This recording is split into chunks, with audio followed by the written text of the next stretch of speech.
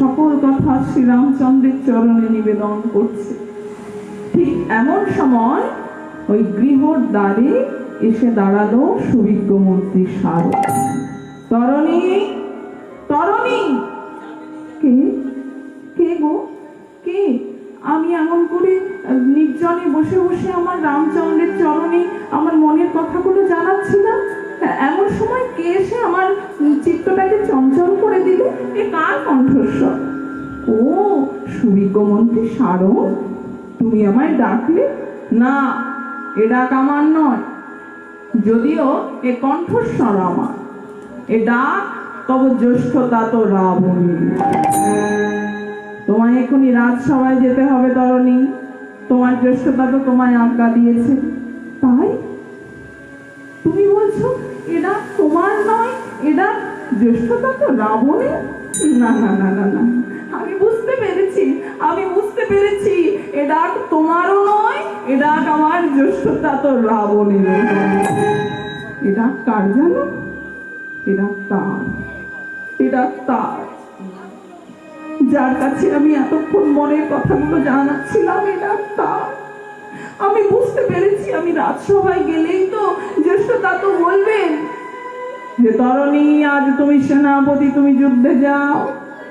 আর এই কথা যদি না বলেন তাহলে তাহলে তো আমার কোনো আশা পূর্ণ হবে না। সেই রামের চরণ স্পর্শ করতে গিয়ে, রামের সম্মুখে দাঁড়িয়ে তার সঙ্গে যুদ্ধ করতে করতে তারই ঘরের পবিত্র বাণী আমি প্রাণত্যাগ করে এই কদর্য রাক্ষস কুল থেকে মুক্তি লাভ করব। এই যে আমার বহুদিনের আকাঙ্ক্ষা, এটা তার। আমি বুঝতে পেরেছি। তুমি চলো, তুমি চলো মন্ত্রীবর, আমি এক্ষুনি যাব, আমি এক্ষুনি যাব। জয় রাম, শ্রীরাম জয় রাম। শ্রীরামচন্দ্র লক্ষ্মণ স্বামী সাগরচারী, পাদ পরশে বিপুল হর্ষ শিহরে লঙ্কা পুরী। শ্রীরামচন্দ্র লক্ষ্মণ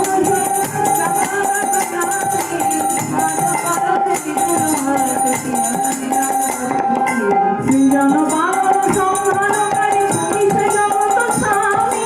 তোমার রূপের নাই তো তুলনা, তোমার তুলনা তুমি, তোমার রূপের নাই তো তুলনা, তোমার তুলনা তুমি। রাক্ষস কুল করিতে ধ্বংস আসিয়াছ ধরা পড়ে, পাদ পরশে বিপুল হর্ষ শিহরে লঙ্কা পুরী। পাদ পরশে শিহরে লঙ্কা পুরী। প্রণাম, প্রণাম হই জ্যেষ্ঠতা, তো প্রণাম হোক। কে এসেছো? তরণী, জয়স্তু জয়স্তু, তোমার জয় হোক। এসো তরণী, এসো এসো, তোমায় আমি ডেকে পাঠিয়েছি তরণী। হ্যাঁ জ্যেষ্ঠতা, তো আমি তো আপনার আজ্ঞা শুনেই ছুটে এসেছি। তরণী, তুমি তো জানো এই লঙ্কার সিংহাসনে আমি বহুদিন উপবেশন করছি। এই লঙ্কায় রাজা হয়ে রাজার আসনে বসে থেকে দোষী নির্দোষী প্রত্যক্ষ করে বিচার করে দোষীর দিয়েছি শাস্তি, নির্দোষীর দিয়েছি মুক্তি। কিন্তু আজ একটা বিচার কিছুতেই করতে পারছি না তরুণী। তুমি কি আজ সেই বিচার করতে পারবে? বলো তরুণী, তুমি কি পারবে? জ্যেষ্ঠতা তো মানে আমি এতদিন ধরে আপনি যে বিচার করতে পারেননি সেটা আমি করব? আচ্ছা আচ্ছা বলুন, যদি আমার সাধ্যের মধ্যে হয়। বুঝলাম। আচ্ছা বলো তো তরণী, ইতিপূর্বে তুমি লঙ্কায় কি দেখতে আর এখন তুমি কি দেখতে পাও? জ্যেষ্ঠতা তো আমি কিছু বুঝতে পারছি না, যদি আর একটু খোলসা করে আরো স্পষ্ট করে জানতে চাও তাহলে বলি শোনো। তাহলে স্পষ্ট করে বলছি শোনো।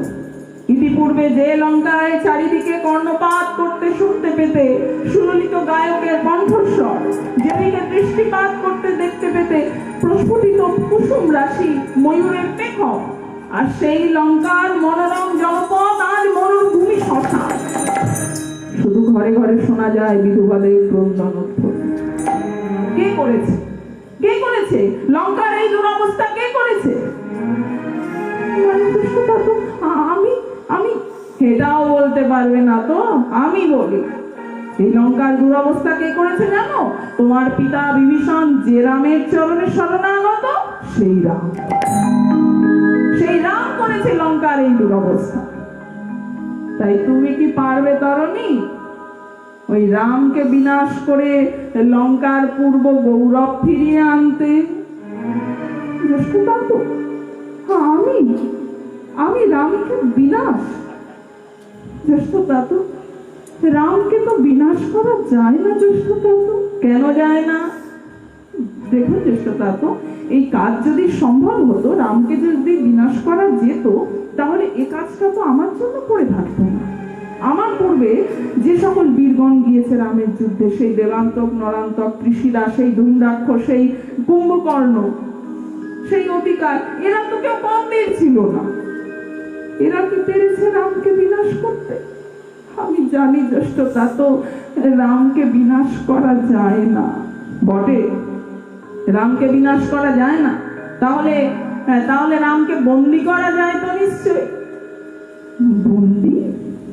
বন্দি অবশ্য রামকে করা যায়, তবে তবে এরূপ শেলশুল মুসল মুদগর নিয়ে নয়। সে বন্দি অন্যরকম বন্দি। কেমন বন্দি?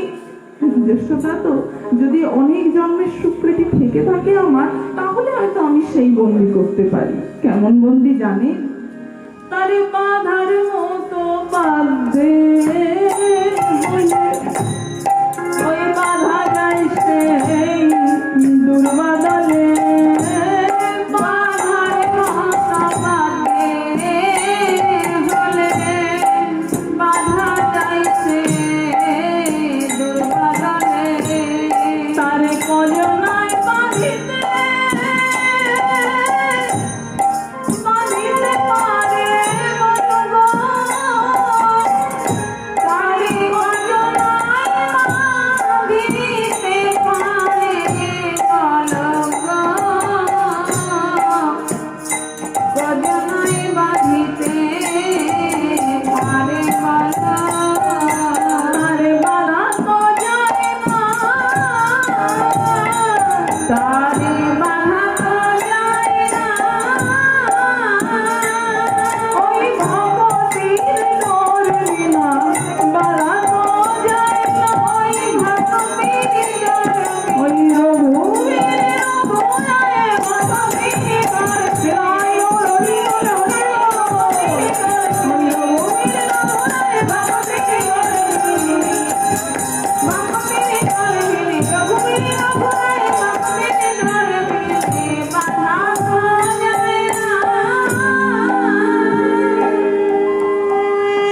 বুঝলাম তরণী, বুঝলাম। তুমি পারবে তরণী লঙ্কার সেই পূর্ব গৌরব ফিরিয়ে আনতে, রামকে বন্দি করতে? পারবে তরণী তুমি? জ্যেষ্ঠতা তো যদি আমায় আশীর্বাদ করে, আর যদি আমার বহু জন্মের স্বীকৃতির ফল থেকে থাকে। জানি তরণী, আমি জানি, তোমাকে বলার আগেই আমি জানি। কাপুরুষের পুত্র সে তো কখনো বীর হবে না, সেও হবে কাপুরুষ। তোমার পিতা বিভীষণ ওই রকম শত্রুর প্রশংসা করার জন্য তার শত মুখ গজিয়ে উঠত। বারবার রামের প্রশংসা করেছিল বলে আমি তাকে পদাঘাত করে দূর করে দিই। এখন শোনো তরণী, মরো অথবা মারো, রাম করে বিনাশ হও অথবা রামকে বিনাশ করো, রামকে বন্দি করো অথবা রাম করে বন্দি হও, যুদ্ধে তোমায় যেতেই হবে। আজ লঙ্কা যুদ্ধে তুমি হবে সেনাপতি। যথাজ্ঞা, আমি সর্বসময় প্রস্তুত যুদ্ধে যাওয়ার জন্য। আমি উন্মুখ হয়ে বসে রয়েছি, আমি সব সময় প্রস্তুত যুদ্ধে যাওয়ার জন্য। চলে যাও, বিলম্ব করো না, বিরক্তি করো না, মনে রেখো আজ তুমি সেনাপতি। জ্যেষ্ঠতা তো বেশ, যদি একটু একটু সময় যদি আমাকে ভিক্ষা দেন। সময় সময় নিয়ে কি করবে? না মানে জ্যেষ্ঠতা তো, জননী জন্মভূমিশ্চ স্বর্গাদপি গরীয়সী, মা যিনি হন তিনি স্বর্গের চেয়েও বড়। যে মা 10 মাস 10 দিন গর্ভে ধারণ করে আমাকে বুকের স্নেহ দিয়ে এই পৃথিবীতে এনেছেন, এত বড় করেছেন, যে না সেই মাকে প্রণাম করে শুভ কাজে যায়, তার তো শুভ কাজ সফল হয় না। তাই তাই ভাবছিলাম আমার জীবনের এত বড় একটা সন্ধিক্ষণে এই যুদ্ধে যাওয়ার পূর্বে যদি আমি আমার মায়ের কাছে একটু একটু যদি প্রণাম। বেশ, দিলাম তোমায় সময় ভিক্ষা, কিছু সময় দিলাম, চলে যাও, বিরক্তি করো না। মনে রেখো সৈন্যগণ সজ্জিত, রথ সজ্জিত, আজ তুমি লঙ্কা যুদ্ধের সেনাপতি। তা তো আমি এক্ষুনি আমি যুদ্ধে যাত্রা করব, মায়ের কাছে বিলম্ব হবে না আমার। আমি একটু বিদায় নিয়ে প্রণাম করেই যুদ্ধে যাব। প্রণাম জ্যেষ্ঠতা তো, প্রণাম চরণে। জয়স্তু জয়স্তু, তোমার জয় হোক। তরুণী রাবণের কাছ থেকে অন্তপুরে চললেন অনুমতি নিয়ে। এদিকে ভক্ত বিভীষণের পত্নী সরমা, তরুণীর মা, বিভীষণের স্ত্রীর নাম হচ্ছে সরমা। ভক্ত বিভীষণের পত্নী সরমা তরণী হেন পুত্র লাভে আজ তিনি ধন্য, সার্থক হয়েছে তার রক্ষকুল জন্ম। তাই তরণীর কোলে নিয়ে আনন্দ সায়রে ভাসমান। ওমা মাগো, ওমা মা, প্রণাম হই চরণে। কে রে তরণী, কোথায় ছিলি বাবা?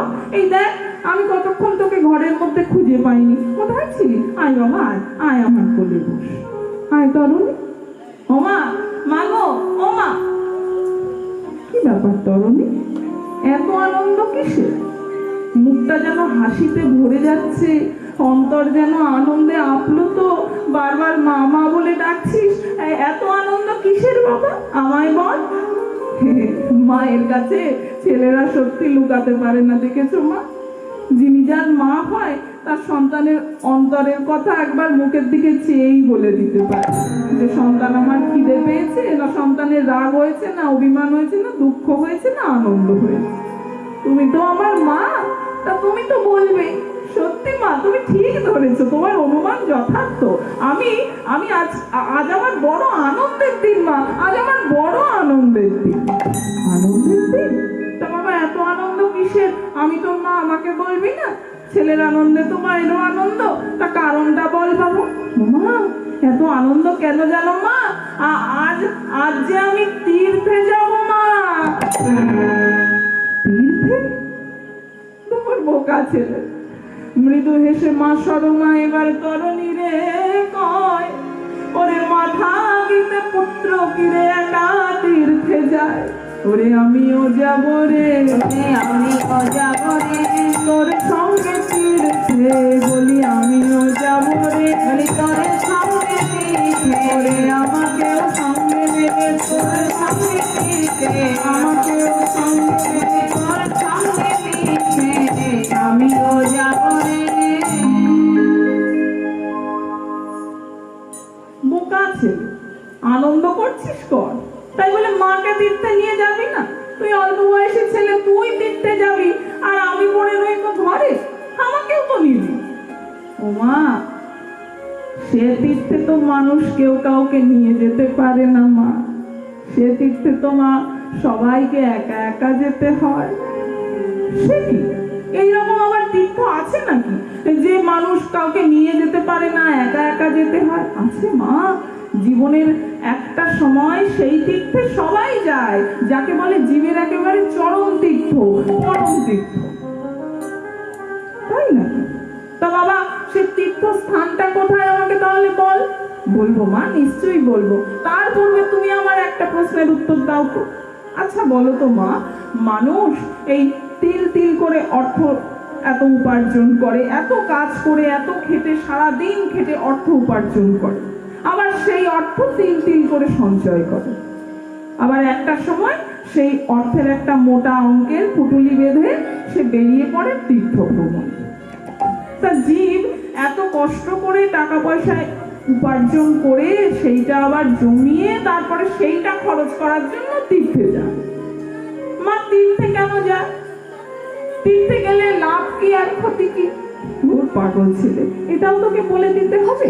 আরে বাবা, তীর্থে গেলে ভগবত প্রাপ্তির সোপান ঘটে, মানুষের মনের যত ক্লেশ, গ্লানি, পাপ সব দূরীভূত হয়ে যায়, ভগবত প্রাপ্তির সোপান হয়। ও তাই বলো মা, তাহলে তীর্থে গেলে ভগবত প্রাপ্তির সোপান ঘটে, কিন্তু স্বয়ং ভগবানকে তো পাওয়া যায় না, তাই না মা? তাই না? আরে পাগল ছেলে, ভগবত প্রাপ্তির সোপান পাওয়া যায়, স্বয়ং ভগবানকে নাই বা পাওয়া যায়, কিন্তু ভগবানের কাছে তো যাওয়া যায় তীর্থে গেলে। তাই বলো মা, ভগবানের কাছে যাওয়া যায়, কিন্তু স্বয়ং ভগবানকে দেখতে পাওয়া যায় না। আজকে যে আমি যে তীর্থে চলেছি না মা, সেই তীর্থে গেলে একেবারে স্বয়ং ভগবানের কাছ পর্যন্ত পৌঁছানো যাবে, একেবারে স্বয়ং ভগবানকেই দর্শন করা যাবে। সে কি রে বাবা, এইরকম তীর্থ আবার আছে নাকি? সে আবার কোথায়, যেখানে গেলে স্বয়ং ভগবানকে দেখা পাওয়া যায়? সেই রকম তীর্থের নাম তো জানি না বাবা, বল বল তাহলে তুই যদি জানিস। ও মা, যেখানে গেলে স্বয়ং ভগবানের দেখা পাওয়া যায় সেই তীর্থের নাম বলা বড় কষ্টকর, সেই তীর্থে যাওয়াও বড় কষ্টকর। তবে আমাদের পক্ষে, আমাদের এই রাক্ষস জাতির পক্ষে সে স্থানটি বড় সহজ হয়ে গেছে, বড় সুগম হয়ে গেছে। দাদা গেমটা কমান।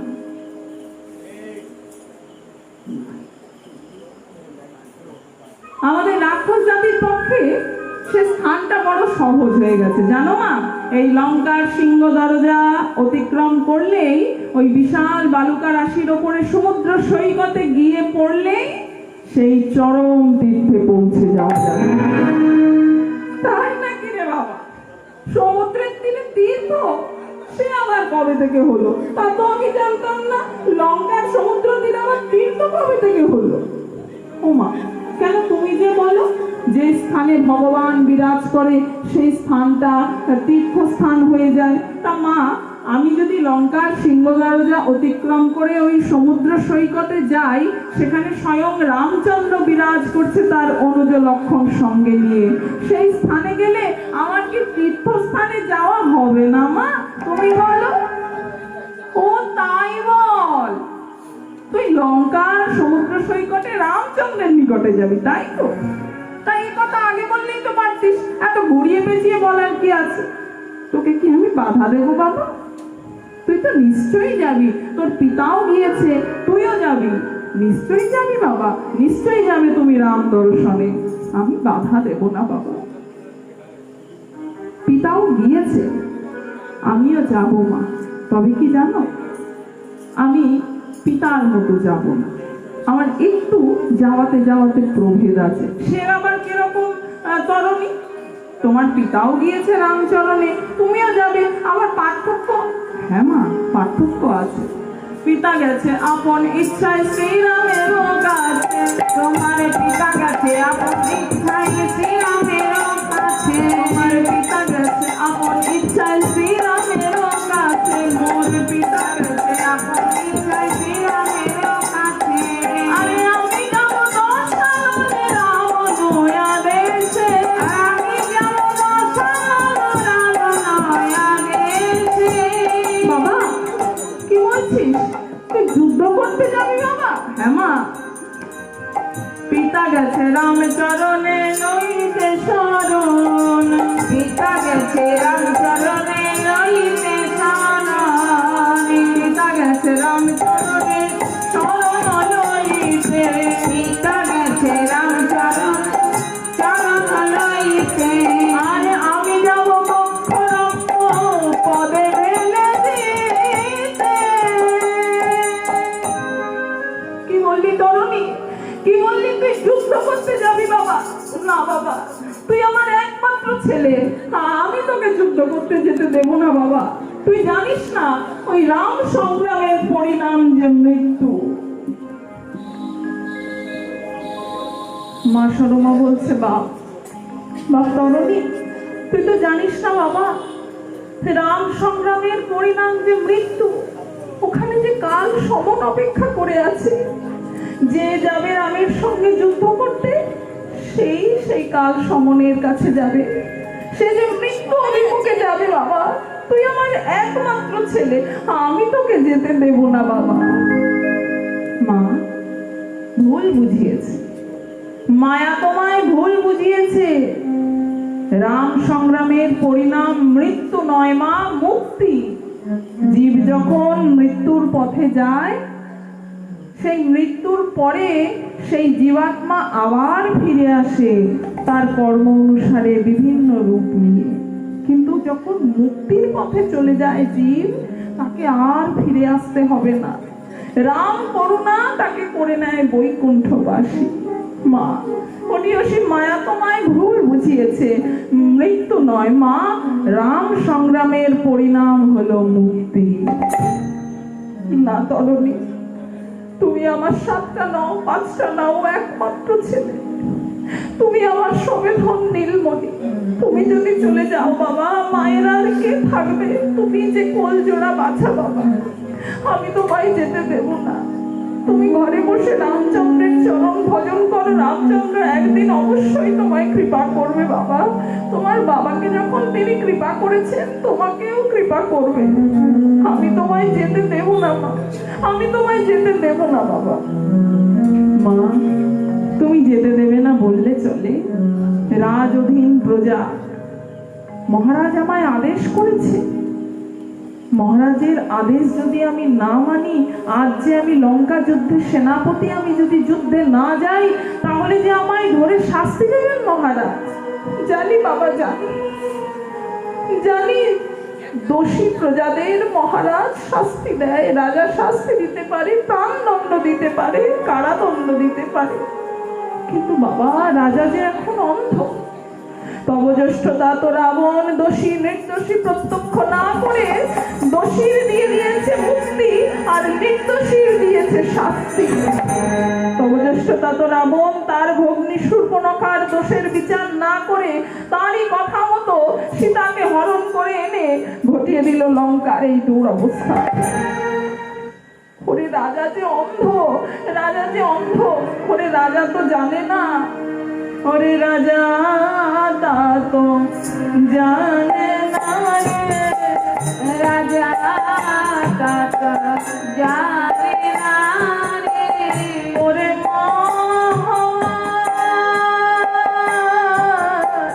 যাতনা কত, রাজা তা তো জানে না রে, ওরে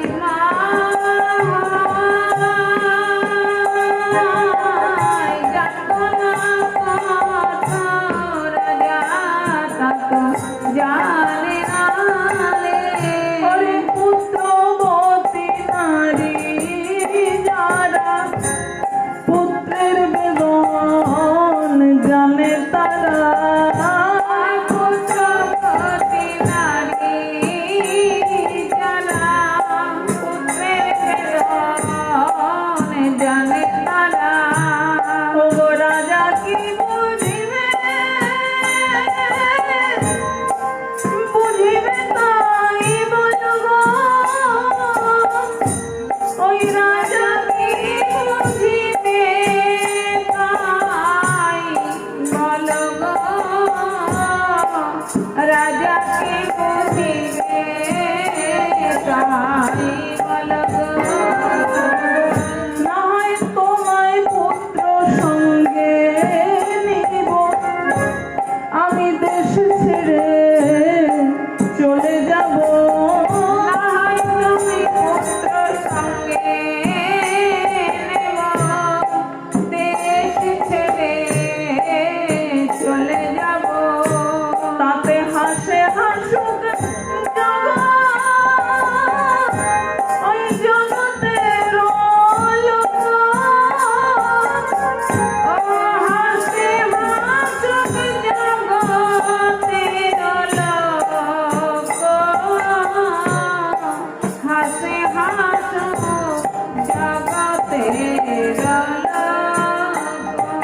তোমায় যেতে তো দেব না, তোমায় যেতে তো দেব না,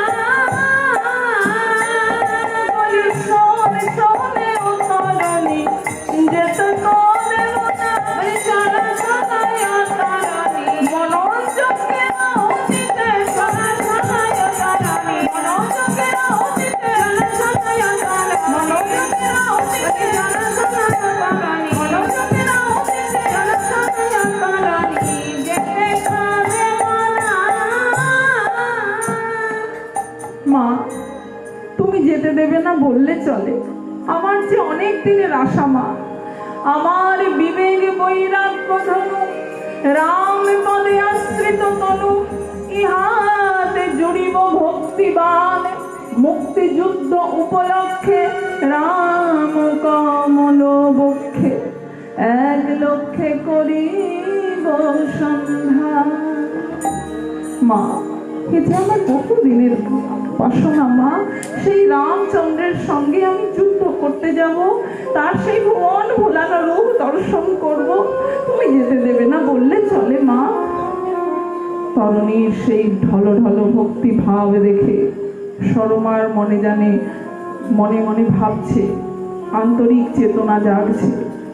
সত্যি তো, তরুণীকে আর তো মনে হয় বন্দি করে রাখা যাবে না সংসারে, আর তো মায়ায় বন্দি করে রাখা যাবে না। নদী যখন ছুটে চলে বেগবতী হয়ে সাগরে মিশবার জন্য, তখন বালুকণার বাঁধ সে তো মানে না, যদিও মানে কিছুক্ষণ, তারপরে সে বিশাল আকৃতি ধারণ করে সশব্দে ছুটে চলে সাগরের সঙ্গে মিশবার জন্য। যতক্ষণ না সাগরে গিয়ে পড়তে পারছে, নদী যেমন শান্ত হয় না, তেমনি তরণীরও মনোনদী ছুটে চলেছে রামের অপূর্ব রূপ সাগরে মিশবার জন্য। এখন মায়ার বাঁধ সে তো মানছে না, মায়ার বাঁধ সে তো মানবে না বেশিক্ষণ। কিন্তু কিন্তু আমি যে মায়ার শৃঙ্খলে বন্দিনী, তরণী যেতে চায় রামের কাছে, কিন্তু আমি তো মা, মা কি কখনো পাঠাতে পারি সন্তানকে জেনে শুনে মৃত্যুর মুখে? আমি যে মায়ার শৃঙ্খলে বন্দি। বাবা তরণী, আমি তোকে বিদায় দিতে পারছি না বাবা, আমি যে মায়ার শৃঙ্খলে বন্দিনি বাবা, কোন মুখে তোকে বিদায় দেবো? একমাত্র ছেলেকে কি করে বলবো যা তুই বিদায় দিলাম? খুব সত্যি কথা, খুব সত্যি কথা, আমরা সবাই মায়ার শৃঙ্খলে বন্দী। কিন্তু একবারও ভেবে দেখেছো মা, এই যে আমরা, এই যে পুত্র বলো পৌত্র বলো, মাতা বলো পিতা বলো, সন্তান বলো সন্ততি বলো, এরা তো সব মায়ার এক একজন পুতুল মাত্র। যেমন এক বৃক্ষে সমা উড়হা, নানা জাতি বিহঙ্গ মা, প্রভাতে দশ দিশ জানতি কাকস্য পরিবেদনা। একটি রাত্রিকালে একটা বৃক্ষের মধ্যে কত শত পাখি এসে আশ্রয় নেয়, আর সেই রাত্রিতেই পরস্পরকে ভালোবেসে কত সম্বন্ধ উপসম্বন্ধ পাতিয়ে ফেলে। কিন্তু রাত্রি প্রভাত হয়ে গেলেই যে কোন পাখি কোন দিকে ছুটে যায়, উড়ে চলে যায়, কেউ তো আর তার জন্য কোনো পরিতাপ করে না, কেউ তো কাঁদেও না। পিতা বলো মাতা বলো, সন্তান বলো সন্ততি বলো, সব তাই। এই যে এক রাত্রের সংসারের মধ্যে আমরা কত কিছু ভেবে বসে রয়েছি, কত কিছু করব, কত কিছু আশা, এই আমার মা, এই আমার বাবা, এই আমার ছেলে, এই আমার নাতি, কত কিছু করব। কিন্তু একবারও ভাবলাম না যেই না রাত্রিটা প্রভাত হয়ে যাবে, আমাদের বেলা যেই চলে যাবে, আমাদের আয়ু যখন শেষ হয়ে যাবে, তখন তো আমাদের যার যার মতো চলে যেতে হবে। পিতা পুত্র মাতা সন্তান কোথায় পড়ে থাকবে? তারা তো কেউ সঙ্গে যেতে পারবে না। সঙ্গে তখন কি যাবে? শুধুমাত্র নাম যাবে। সঙ্গ তখন দিতে পারবেন একমাত্র ভগবান, তিনি পারেন কাণ্ডারি, তিনি ইচ্ছা করলে আমাদের দেখে পার করাতে পারবে, কিন্তু সারা জীবনে তার নাম করার একবার সময় হয় না আমাদের। এত কর্মব্যস্ত মানুষ যে একবারও নাম করার আমাদের সময় হয় না। সকল কিছু দিনান্তে সকল কিছু করে ফেলছি, নিজের কাজ, ঘরের কাজ, বাইরের কাজ সব সেরে ফেলছি, কিন্তু মুখে একবার দিনান্তে তো নামটা বলতে পারি না। একবারও সময় হয় না, ভেবে দেখি না যে শেষের দিনে আমাদের কি হবে। এই তো দিন চলে যাচ্ছে, আর কবে বলবো? ভক্ত কবি বলেছে, আবে তোমার কবে সুমিরোগে রাম। আর কবে রাম বলবে? আবে তোমার কবে সুমিরোগে রাম। জীবন তো দুদিনের অতিথি গো, জীবরাম दो दिन का मेहमान, जीवराम दो दिन का मेहमान।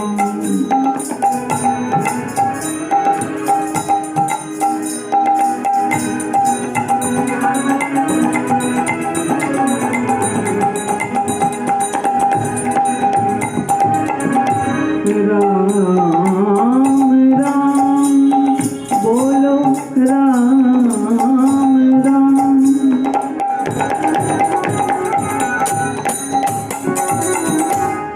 राम राम बोलो, राम राम।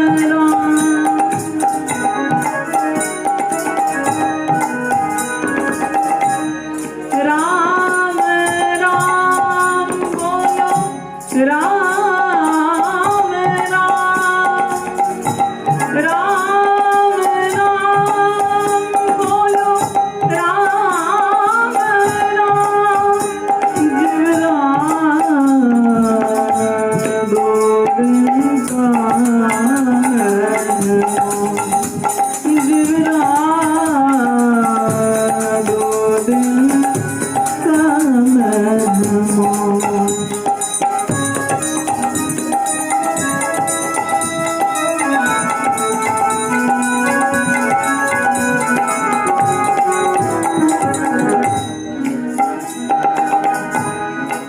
बालापन में खेल गवायो। কেমন করে দিনটা পার হয়ে যাচ্ছে দেখুন, সময়টা কি করে চলে যায়। বালক বয়স, ছোট বয়স, খেলছে, খেলাধুলা করছে, বাচ্চা ছেলে তো এখন খেলবে না, কবে খেলবে? এখনই তো সময় খেলা, খেলুক না। খেলা করছে, খেলতে খেলতে বালক বয়সটা পার হয়ে গেল। बालापन में खेल गवायो, तरुण हुआ तब काम सतायो। কিশোর বয়স আসছে, তরুণ হচ্ছি, এবার বাবা বৃদ্ধ হচ্ছে, সংসারের জোয়াল কাঁধে তুলতে হবে, কাজের কর্মব্যস্ততা মাথায় ঢুকছে। এই করতে করতে তরুণ বয়স, যুবক বয়স সেটাও পার হয়ে যাচ্ছে কর্মের মধ্যে। অবশেষে কি পড়ে আছে? চলে গেল, বালক হয়ে গেল, যুবক তরুণ বয়স অতিক্রান্ত। কি পড়ে রয়েছে?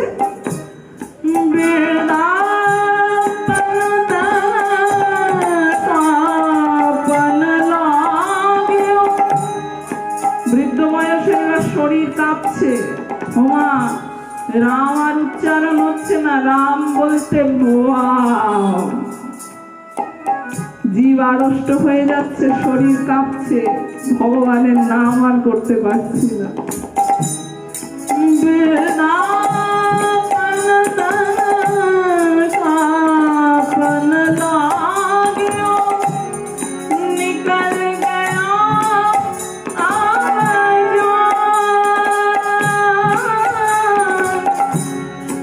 निकल गया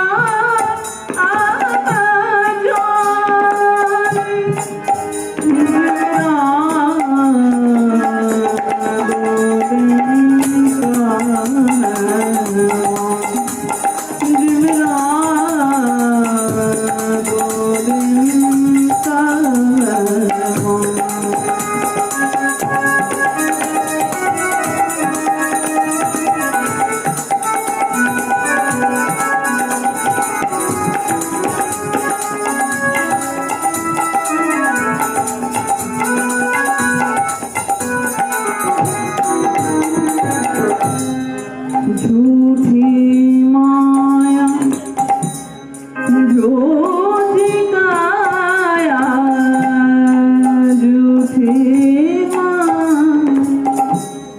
যার জন্য এত কিছু করছি, যেটা ভেবে করছি, আমার সংসার, আমার পুত্র, আমার কন্যা, আমার স্ত্রী, আমার স্বামী, যেটাই ভেবে করছি না কেন, সেটা তো আমরা ভেবে দেখছি না যে এটা সব মিথ্যা। মায়া তো মিথ্যা, এই শরীরটাও মিথ্যা। শরীরের জন্য এত কিছু করছি, সেটাও মিথ্যা। সংসারও মিথ্যা, মায়া মিথ্যা, শরীরটা মিথ্যা। তাহলে একমাত্র সত্য কি? জীবনের পরম সত্য হচ্ছে মৃত্যু। ঝুঠি মায়া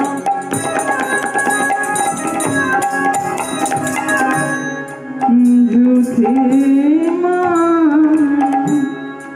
ঝুঠে মা, ঝুঠে কায়া ঝুঠে মা, ঝুঠে কায়া আখের মত নিদান, আখের মত নিদান কাত করিনা सुनवाई संतों ये थोड़ा मैदान,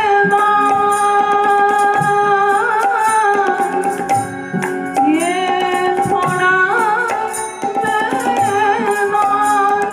जिगरा गोविंद का मेहमान।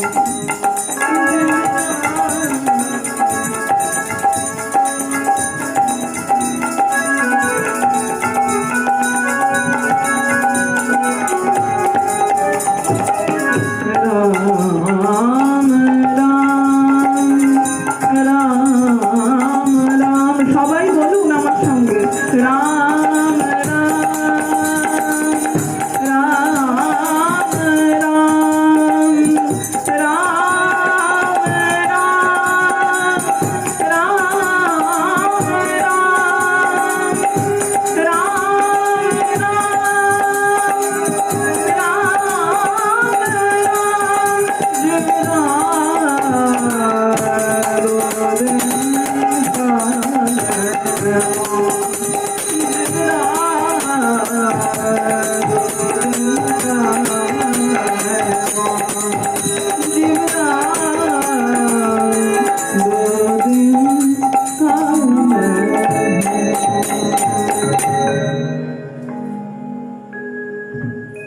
তরুণীর সেই ঢলঢল ভক্তি ভাব, সরমা মনে মনে দ্বিধাগ্রস্ত, কি করব কি করব। এমন সময় বহির দরজায়, তরুণী তরুণী, কে কে গো? এমন করে ভয়ঙ্কর মূর্তি নিয়ে এসে আমায় ডাকছো, কে গো তুমি? আমি? আমার পরিচয় তোমায় নিতে হবে না, শোনো। মহারাজ তোমায় আজ্ঞা করে পাঠিয়েছে, রথ সজ্জিত, সৈন্যগণ সজ্জিত, তুমি আজ সেনাপতি। তুমি এখনো যুদ্ধে গেলে না? যাবো যাবো, এই মায়ের কাছে বিদায় নিতে কিঞ্চিত বিলম্ব হচ্ছে কিনা, তাই এখনই যাও। না না না, যেতে হবে না তোমায় যুদ্ধে। যদি তুমি মনে করো যুদ্ধে যেতে যদি ভয় পেয়ে থাকো, তাহলে মহারাজ তোমায় ক্ষমা করেছে। যেতে হবে না তোমায় যুদ্ধে, তবে পরিবর্তে যেতে হবে অন্য এক স্থানে। আর সেটা কোথায় জানো? সেটা হচ্ছে বধাগারে। ঘাতক খড়গ হস্তে অপেক্ষমান, রাজ আদেশ লঙ্ঘনের অপরাধে হবে তব শিরোচ্ছেদ। শুনতে পাচ্ছ জননী? মা, তুমি শুনতে পাচ্ছ? রাজ আদেশ লঙ্ঘনের অপরাধে তব পুত্রের হোক শিরোচ্ছেদ। একে তুমি চাও জননী? একে তুমি চাও? বিদায় দাও, বিদায় দাও মা, হাসি মুখে বিদায় দাও। বলো মা, তুমি কোনটা চাও? তুমি কি চাও ওই রামের হাতে না মৃত্যু হয়ে আমি এই রাক্ষস জাতির হাতে ওই বধাগারে ঘাতকের হস্তে মৃত্যুবরণ করি? তুমি কি তাই চাও মা? বলো মা, বিদায় দাও, হাসি মুখে বিদায় দাও। বাবা তরুণী, সত্যই কি অমুক চন্দ্র চিরতলে যাবে অস্তাচলে? আর কি সত্যি তোর মুখে মা ডাক শুনতে পারবো না বাবা? আর কি কোনোদিন আমার কোলে এসে বসবি না বাবা? আর কোনোদিন বলবি না আমায় মা? আর কোনোদিন আমায় মা বলে ডাকার কেউ থাকবে না বাবা? তুই সত্যি চলে যাবি বাবা? আমি পারছি না বাবা। মা কখনো তার সন্তানকে পাঠাতে পারে চিরবিদায়ের পথে, তার কোলের বাছা চলে যাচ্ছে মৃত্যু মুখে, আর মা দাঁড়িয়ে দাঁড়িয়ে দেখছে, তাকে বিদায় দিচ্ছে, আশীর্বাদ করছে। এ কি কখনো দেখেছিস বাবা? তুই সত্যি চলে যাবি বাবা? আমি কি করি? শোকে দুঃখে মা সরমা লোটাই ধরণী, শোকে দুঃখে মা সরমা লোটাই ধরণী, শোকে দুঃখে মা সরমা লোটাই ধরণী। বলে তুই রে আমার আশার প্রদীপ রে, বলে তুই রে আমার আশার প্রদীপ রে, ওরে নয়ন মনি শোকে দুঃখে মা সরমা লোটাই ধরণী।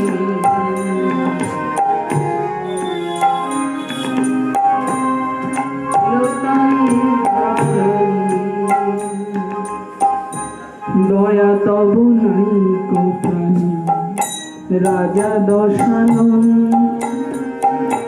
বালকের পাঠাও জ্ঞান করিতে সংগ্রাম। দয়া তব নাই কো প্রাণী রাজা দশানন, বালকের পাঠাও জ্ঞান লইতে সংগ্রাম। বলে বলে কোন মাতা তার পুত্র ধনে এমন করে কাল সমনের হাতে তুলে দেয় চিরতরে। বলে কোন মাতা তার পুত্র ধনে এমন করে কাল সমনের হাতে তুলে দেয় চিরতরে।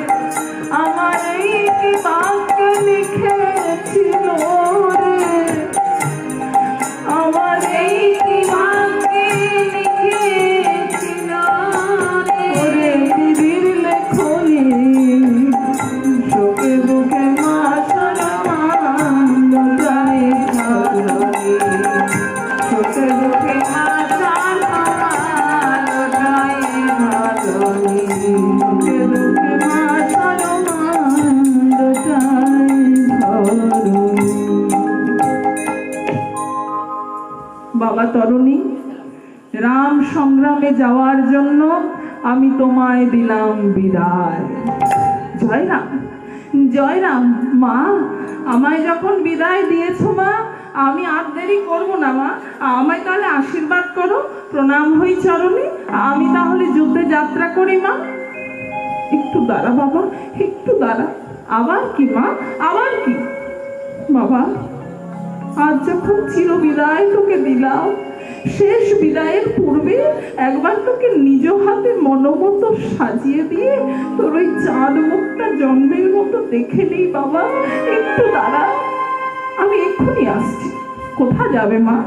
একটু ওই ঘরের ভেতরে গিয়ে আমি একটু বস্ত্র অলংকার কিছু নিয়ে আসি।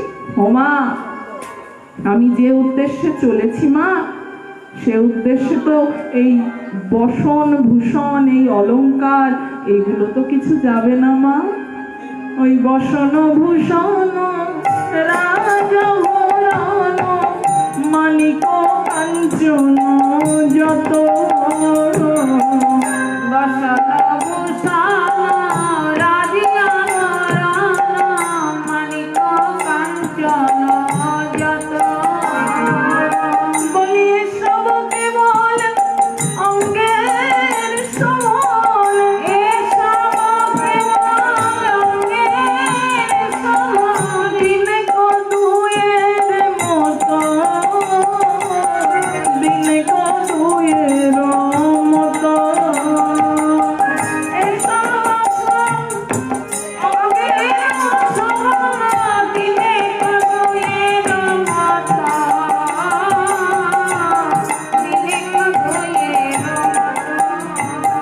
বলি সঙ্গে কিছুই যাবে না তোমার, সঙ্গে কিছু যাবে না তোমার। এই নাম যাবে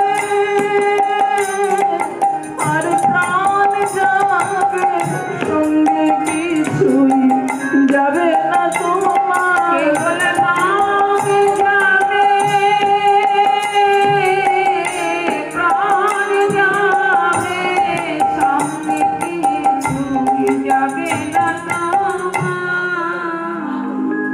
বাবা, মানুষ শীত প্রধান দেশে গেলে তাকে গরম জামা কাপড় দিতে হয়, মানুষ গ্রীষ্ম প্রধান দেশে গেলে তাকে জলের সংস্থান করে দিতে হয়। কিন্তু বাবা, তুই যে দেশে চলেছিস সে দেশের যে কি সাজ কি দিতে হয় সঙ্গে আমি তো কিছুই জানি না বাবা, আমি তোকে কেমন ভাবে সাজাবো বল। ওমা, তুমি কি জানো না, অজানা দেশের অজানা পথের সম্বলকে বলে হরি না, সম্বলকে বলে হরি না। ওই অজানা দেশের অজানা পথের সম্বলকে বলে হরি নাম, সম্বলকে বলে হরি নাম। মা গো, আমায় পবিত্র বৈষ্ণবের সাজে সাজিয়ে দাও, কোটিতে কোষেও বাস রামাবলী গায়, চন্দন তিলক ভালে তুলসী গলায়। এই রকম পবিত্র বৈষ্ণবের সাজে আমায় সাজিয়ে দাও মা, আমি এই বৈষ্ণবের সাজে সজ্জিত হয়ে আজ রাম সংগ্রামে আমি যাত্রা করব। দেখা গেল তরুণীর নির্দেশিত সাজে সরমা মা আমার সাজিয়ে দিলেন, সেই রকম দাওয়া সঙ্গে দিল, পরিধান করিয়ে বক্ষে কণ্ঠে রাম রাম নাম লিখে দিলেন, কণ্ঠে তুলসীর মালা দিলেন, কোটিতে কোষেও বাস রামাবলী গায়, চন্দন তিলক ভালে তুলসী গলায়। এই রকম ভাবে পবিত্র বৈষ্ণবের সাজে সজ্জিত হলেন। এইবার মা সরমাকে প্রণাম করে বললেন, মা এবার তাহলে আমি যাই। বাবা, যাই না, বলা আসি। যদিও জানি তুই চিরতরে যাচ্ছিস চলে, তবুও রাম করুণার উপরে ভরসা আছে আমার। রামচন্দ্র তোকে কৃপা করুক বাবা, আমার যতই দুঃখ থাক না কেন বাবা, আমি তো মা, সন্তানের খুশিতেই আমার খুশি। তুই যখন বাবা তাই চাইছিস, তাহলে আমি আশীর্বাদ করি বাবা, তোর যা মনোবাঞ্ছা শ্রীরামচন্দ্র সেটাই পূর্ণ করুক। যা বাবা, তোকে আমি বিদায় দিলাম। তরুণী সরমার চরণে ভক্তিভাবে প্রণাম করে এইবার বাহিরে বেরিয়ে আসলেন। অন্তপুর থেকে যেই না বাইরে চলে এসেছেন, মায়ার বন্ধন ছিন্ন করে যেই না বাইরে চলে এসেছেন, তরুণীর মনে মনে এইবার আনন্দ, আমি যাব রাম দর্শনে। কই সৈন্যগণ, আজ আমরা যুদ্ধে যাব, কই তোমরা সব সজ্জিত তো? কিন্তু এ কি সৈন্যগণ, এ তোমরা কি সাজে সেজেছে? কেন সেনাপতি, আগে যে সকল বীরগণ গেছে তারাও তো এইভাবেই সজ্জিত করেছে রথ পতাকা সৈন্যদের, আমরা সেই রকম ভাবেই সেজেছি। না না না, আগে যে সকল বীরগণ গেছে গেছে, আজ আমি লঙ্কা যুদ্ধের সেনাপতি, তাই সেনাপতি যেমন ভাবে বলবে সেনারা সাজবে সেরকম। এ তোমরা কিরকম সেজেছো?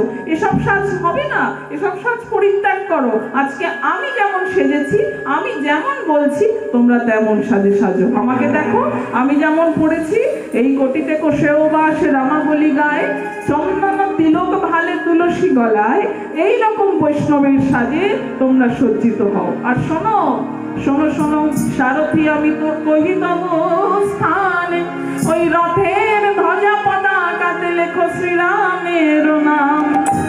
শোনো শোনো বাদ্য কর, আমি কহিতব হেথা, আজ কারুর মাধ্যে বলুক রাম, কারুর মাধ্যে সীতা। গেমটা কম করো দাদা।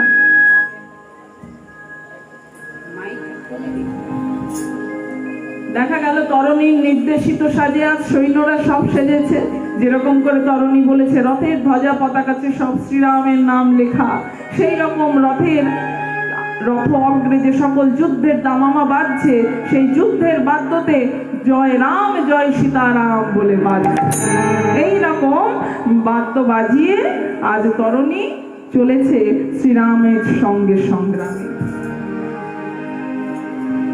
কষ্ট হরণে তেরি নাম রাম হো, तेरी नाम राम, तेरी नाम राम हो, कष्ट हरन तेरी नाम राम हो।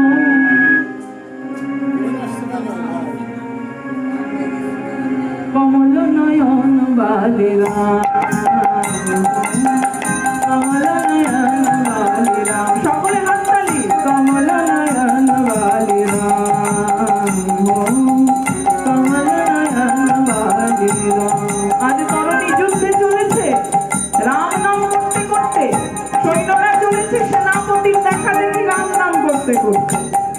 कमल नयन बाले राम सिया राम हो, कमल नयन बाले राम सिया राम हो, कमल नयन बाले राम हो, कमल नयन बाले राम सिया राम हो, कमल नयन बाले राम हो, कमल नयन बाले राम।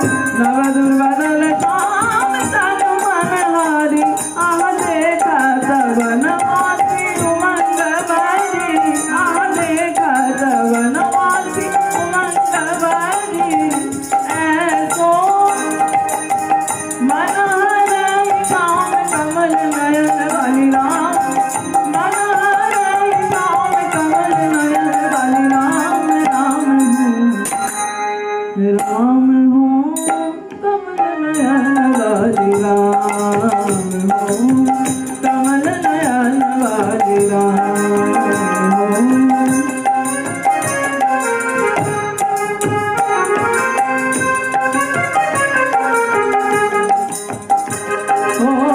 जय जय दीनो दया, जय जय दीनो दया, जय जय राघव कृपा, मुकुट सीत चंद्रमान कमल नयन बाले राम, मुकुट सीत चंद्रमान कमल नयन बाले राम। राम हो राम हो कमल नयन बाले राम हो, कमल नयन बाले राम, कमल नयन बाले राम सिया राम हो, कमल नयन बाले राम सिया राम हो, कमल नयन बाले राम हो, कमल नयन बाले राम हो, कमल नयन बाले सिया राम। আজ রাম রাম করতে করতে, রাম নাম করতে করতে তরুণী আজ সেই বিশাল সমুদ্র সৈকতে এসে পড়েছে। যেই না সমুদ্র সৈকতে এসে পড়েছে, লঙ্কার সিংহ দরজা অতিক্রান্ত হয়ে গিয়েছে, তরুণী বিশাল সমুদ্রের দিকে চেয়েছে, মনে মনে ভাবছে এই তো সেই সমুদ্র, যে সমুদ্রের তীরে পতিত পাবন দয়াল স্বয়ং ভগবান রামচন্দ্র বিরাজ করছে। মা, মা গঙ্গা, আজ তোকে আমি প্রণাম জানাই মা। তুই আমার অন্তরে শুধু রাম কৃপা লাভের বাসনা ছাড়া আর সব বাসনা ধুয়ে মুছে পবিত্র করে দে মা। আজ আমি তোকে প্রণাম জানাই। সমুদ্রের উদ্দেশ্যে প্রণাম করলেন, মা গঙ্গার উদ্দেশ্যে প্রণাম করলেন। তরুণী ধীরে ধীরে এইবার সেই যেখানে বানর মণ্ডলী সকলে বসে রয়েছে, তরুণীর রথ অগ্রসিত হচ্ছে সেই দিকে। বানর মণ্ডলী সকলে বসে রয়েছে। বানর মণ্ডলী বসে রয়েছে যেখানে তরণীর রথ গিয়ে দাঁড়িয়েছে বানরদের সম্মুখে। তরণী মুখে রাম নাম করছে আর ওই রথের পতাকায় লেখা রাম নাম। তরণীকে দেখেই ওই বানরগণ চঞ্চল হয়ে উঠলেন। এই তো ভায়া, এ দেখেছো? ভাবছিলাম তাই, বেটা রাবণ, বেটা রাক্ষস কেন এতক্ষণ চুপ করে আছে, কেন কাউকে পাঠাচ্ছে না? এই তো ওই দেখো রথ আসছে, ওই যে যুদ্ধ, ওই যে আসছে, আবার আমাদের যুদ্ধ শুরু, বুঝলে? কিন্তু ভাইয়া এই ব্যাপারটা কি বলো, ওই যে রথটা আসছে পতাকায় দেখছি আবার রাম লেখা, আমাদের প্রভুর নাম লেখা, কি কি ব্যাপার বলো তো? হ্যাঁ ভাইয়া ঠিকই বলেছো, তাই তো, দেখি দেখি দেখি রথের মধ্যে কে আছে দেখি তো। যেই না রথটা অগ্রসিত হয়েছে দেখছে তরণী রথের মধ্যে বসে আছে, ওই যে পবিত্র বৈষ্ণবের সাজে। বলে দেখো দেখো দেখো ভাইয়া, রাক্ষস বেটার কাণ্ডটা দেখেছো? বেটা রাবণ বংশে তো আর কেউ বাকি নেই, শেষমেশ একটা বালককে যুদ্ধে পাঠিয়েছে। কি কাণ্ড দেখো, রাক্ষস একটা বালককে যুদ্ধে পাঠিয়েছে, আবার বালকটা তার অঙ্গে কি সাজ পড়েছে দেখো, পবিত্র বৈষ্ণবের সাজ। বেটা মনে মনে ভেবেছে, মায়াবী তো, মনে মনে ভেবেছে আমি যদি বৈষ্ণবের সাজে সজ্জিত হয়ে যাই তাহলে আমায় আর কেউ কিছু বলবে না, রামচন্দ্রও আমায় কিছু বলবে না, মুখে রাম নাম করতে করতে গেলে, আর এই অঙ্গে পবিত্র বৈষ্ণবের সাজ দেখলে সুন্দর করে আদর করে আমায় কোলে বসিয়ে নেবে, আর আমি ফাঁকে একটা ওই বান মেরে রামকে বিনাশ করে দেব। ভায়া সেটি হচ্ছে না, এতকাল ধরে লঙ্কায় যুদ্ধ করছি, রাক্ষস জাতির মায়া আমরা বুঝি না ভেবেছো? সব বুঝি, ওই যে রাক্ষস ওর মায়া, ওটা ও মায়ার দ্বারা সজ্জিত হয়ে আছে, ওর মতলবটা তলে তলে অন্য। কিন্তু আমরা রামচন্দ্রের কাছে ঘেঁষতে দিলে তো, আমরা রামচন্দ্রের কাছে ঘেঁষতে দেব না। রামচন্দ্র মাঝে মাঝে কিছু ভুলে যান বটে, কিন্তু ওই যে রাক্ষস বেটা বিভীষণটা আছে না, ও আবার ঠিক মনে করিয়ে দেয়, ও ঠিক মনে করিয়ে দেবে যে কোন মায়া ধরে এসেছে। তা আমরা রামচন্দ্রের কাছে তো ঘেঁষতে দেব না। চলো চলো আমরা সকলে যাই, ওই রাক্ষস বালককে আমরা এখানে এখনই নিধন করব। ছুটে চললো বানর মণ্ডলী সকলে। তরণীর পথ হলো বাধায় মুখ সেই রুদ্ধ। বানর মণ্ডলী রথের চারিপাশে এমন ভাবে ঘিরে দাঁড়িয়েছে যে রথ আর এক পাও চলানো যাচ্ছে না। তরণী ধীরে ধীরে রথের মধ্যে থেকে করজোরে বললেন, হে ভাগ্যবান রাম সৈন্যগণ, আমার পথ কেন অবরুদ্ধ? আমার পথ ছেড়ে দাও, আমায় যেতে দাও, আমার বাধা মুক্ত করো।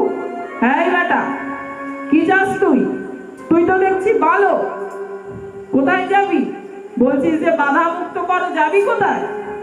আগে আগে আমি রাম দর্শনে যাব। রাম দর্শনে যদি যাবি তাহলে এই জনকবান নিয়ে কি করবি? আর তোমরা বুঝতে পারছো না, এই শেল শুল মুসল মুদগণ এগুলো যদি না থাকতো আসতেন কি জগৎজননী সীতামাই লঙ্কার পরে, আর রামের করের সেই বানর স্পর্শে আমাদের কি মুক্তি হতো? রাক্ষস জাতির পবিত্র মুক্তির সোপানই তো এই শেল শুল মুসল মুদগণ। তোমরা বুঝতে পারছো না? বেটা বালক বটে, কিন্তু বুড়োর মতো কথা কইতে শিখেছে। এই বেটা, তুই তো দেখছি বালক, তুই যুদ্ধের কি জানিস? তুই আর তোর মাকে কাঁদাস না, তুই ঘরে ফিরে যা। এক কাজ কর, তুই ঘরে ফিরে যা, তোর মাকে কাঁদাস না। কারণ এই রাম সংগ্রামের পরিণাম তো তুই ভালো করেই জানিস, যে একবার আসে সে আর ফিরে যায় না। তাহলে তুই তোর মাকে কাঁদাস না, ফিরে যা। নানা রাম সৈন্যগণ, এ তোমরা কি বলছো? আমি আর ফিরে যাব না, আমি অতি কষ্টে জননীর স্নেহ শৃঙ্খল মোচন করে এসেছি, আবার আমায় সেই মায়ার সংসারে ফিরে যেতে বলছো? না, আমায় কৃপা করো, আমি ফিরে যাব না মায়ায়, আর আমি সংসারে যাব না। ফিরে যাবি না? বেশ। হ্যাঁ রে বেটা, তুই তো দেখছি বালক, তোকে দেখেও দয়া হচ্ছে। হ্যাঁ রে, যুদ্ধ করতে পারিস? ধনুকটা তো ধরেছিস, বান মারতে পারিস? ও, আমার বয়স অল্প বলে, আমি বালক বলে তোমরা বুঝি বিশ্বাস করছো না? না, বেশ, তাহলে কি করব বলো তোমাদের বিশ্বাসযোগ্য? এই বেটা, একটা বান মেরে দেখা দিনি আমাদের, কেমন তুই ধনুক ধরতে পারিস, কেমন বান মারতে পারিস। বেশ, তোমাদের যদি বিশ্বাস না হয় তাহলে এই দেখো, এই এই এই রামচন্দ্রের করুণার অর্জুর টান। ধনুক টঙ্কারে উঠিল ঝঙ্কার, ওঙ্কার করি ছুটিল মান। ধনুক টঙ্কারে উঠিল ঝঙ্কার, ঝঙ্কার করি ছুটিল মান। কইল গর্জনে ভীত কপিগণে, কইল গর্জনে ভীত কপিগণে, চঞ্চল মনে মুদে নয়ন। ধনুক টঙ্কারে উঠিল ঝঙ্কার, ওঙ্কার করি ছুটিল মান। ধনুক টঙ্কারে উঠিল ঝঙ্কার, বহিল জঞ্জা বেগে প্রস্তর ছুটে, বহিল জঞ্জা জঞ্জায় সমুদ্র তরঙ্গে থই থই, সাগর বায়ুকালে ধুলায় ধূসর, ভীত বানর করে পলায়ন। ধনুক টঙ্কারে উঠিল ঝঙ্কার, ওঙ্কার করি ছুটিল মান। ধনুক টঙ্কারে উঠিল ঝঙ্কার। বাবা, বাবা, একটা মাত্র বান মেরেছিল ওই বালকটা। এ তো বালক নয়, যেন সত্যিকারের জম, একেবারে চারিদিক অন্ধকার করে দিয়েছে একটা মাত্র বান মেরে। না না না, এ তো ভালো খবর নয়। চলো চলো, এই দুঃসংবাদ আমরা সকলে রামচন্দ্রের কাছে যাই। ছুটে চলল বানর মণ্ডলী সকলে। তরণীর পথ হলো বাধা মুক্ত। ধীরে ধীরে চালাইল রথ রাম সমীপে, মুখে তার সুমধুর রামধ্বনি। এদিকে শ্রীরামচন্দ্র সমুদ্র সৈকতে বসে রয়েছে। একা একা তো তিনি থাকেন না, সবসময় ভগবান ভক্তদের সঙ্গে থাকেন। সঙ্গে রয়েছে ভক্ত হনুমান, ভক্ত অঙ্গদ, মিতা বিভীষণ, মিতা সুগ্রীব, সকল বানর মণ্ডলীকে সঙ্গে নিয়ে শ্রীরামচন্দ্র বসে আছে। এমন সময় ওই তরণীর পথ যারা রুদ্ধ করে দাঁড়িয়েছিল, সেই বানর মণ্ডলী ভয়ে ভীত ছুটতে ছুটতে গিয়ে হাজির হলো রামচন্দ্রের চরণে। দয়াময়, দয়াময় প্রভু রামচন্দ্র, প্রণাম চরণে, দয়াময়। কি বানরগণ, তোমরা এরকম করে ব্যস্ত সমস্ত এরকম ভীত দেখছি কেন? কি হয়েছে বলো? কোনো দুঃসংবাদ আছে কি? হ্যাঁ প্রভু, হ্যাঁ প্রভু, দুঃসংবাদই বটে, ভয় পাওয়ার মতো কথাই বটে। বেটা রাবণ আজ একটা বালককে যুদ্ধ করতে পাঠিয়েছে। বালক? হ্যাঁ হ্যাঁ প্রভু, বালকই তো বটে, কিন্তু সে বালক নয়, যেন সত্যিকারের জম। একটা মাত্র বান মেরেছিল আর চারিদিক অন্ধকার করে দিয়েছে। ওই আসে সেই বালক, ওই দেখা যায় তার নাম অঙ্কিত রথের পতাকা। কথা শুনে বিভীষণ চঞ্চল যে মন, ও যে দূরে হতে আপন পুত্রে করে দর্শন। সৈন্য বেষ্টিত হয়ে, রণসজ্জিত হয়ে, রণবাদ্য করিয়া বাজনা কে এলি আজ রাম সংগ্রামে। যেই আসুক না কেন, সকলেই তো রামের হস্তে মুক্ত হবে, কেউ আর ফিরে যাবে না। আজ যে বানর মণ্ডলী বলল বালককে পাঠিয়েছে, লঙ্কাপুরীতে বালক কে আছে? কে এলি আজ রাম সংগ্রামে? এ কি তরণী আমার একমাত্র পুত্র, তুই এসেছিস আজ রাম সংগ্রামে। বাবা, এ তো তোর যুদ্ধে আসা নয়, এ আমার পরীক্ষা, আমার চরম পরীক্ষা। এখন আমি রামচন্দ্রকে কি বলবো? যদি রামচন্দ্র আমায় জিজ্ঞাসা করে যে মিতাই বালককে কি তুমি চেনো, আমি যদি বলি না, তাহলে মিথ্যা, পাপের আশ্রয়। আর যদি বলি হ্যাঁ, ও আমার একমাত্র পুত্র, তাহলে তো মিতা আমায় সেই পুত্রের হাত ধরে আবার সংসারে পাঠিয়ে দেবে। আমি কি বলবো? আমার চোখে আসে কেন জল? আমার বুকে কেমন যন্ত্রণা হচ্ছে। মায়া, আবার সেই মায়া। ওরে মায়া, এত কষ্ট করে মায়ার বন্ধন ছেড়ে, সংসার ছেড়ে রণভূমিতে রামের চরণে শরণ নিয়েছি, আবার পুত্রের মুখ দেখে সেই মায়া এসে আমায় ঘিরে ধরছে। ওরে মায়া, সত্যি পাপী অসি তুই। কত আশা করে রে মানুষ, কদিনের তরে আসিয়া, কত আশা করে মানুষ, কদিনের তরে আসিয়া। ওই কাঁচা মাটির দেহ নিয়ে আরে অহংকারে মাতিয়া, কদিনের তরে আসিয়া, কত আশা করে রে মানুষ, কদিনের তরে আসিয়া। কেউ বা করে ছুটাছুটি, আবার কেউ বা করে পরিপাটি, আবার কেউ করে দেয় কার সর্বনাশ, পিশাচ নেশায় মাতিয়া, কদিনের তরে আসিয়া, কত আশা করে মানুষ, কদিনের তরে আসিয়া।